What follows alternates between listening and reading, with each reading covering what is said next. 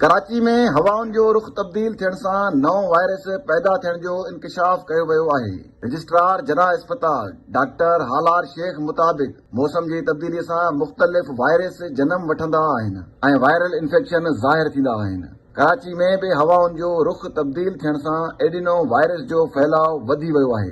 Doctor Halar Sheikh मुताबिक़ कराची में adeno नाले सां वायरस जा केस रिपोर्ट थिया आहिनि। वायरस सां खंघि, ज़ुकाम ऐं बुखार जी कैफ़ियत ज़ाहिर थिए थी। वायरस में मुब्तला शख्स 2 खां 3 ॾींहं ताईं मुकमिल तौर आराम करण जी सूरत में सेहतयाब बि थी सघे थो, पर डॉक्टर हालार शेख ख़बरदार कंदे चयो आहे त वायरस खां ज़ईफ़ शहरी, दमे जा मरीज़ ऐं शुगर जा मरीज़ वधीक एहतियात अख़्तियार कनि। एडिनो वायरस खुराक जी घटिताई ऐं एहतियात न करण जी सूरत में मुद्दे जे बुखार, टाइफाइड में तब्दील थी सघे थो।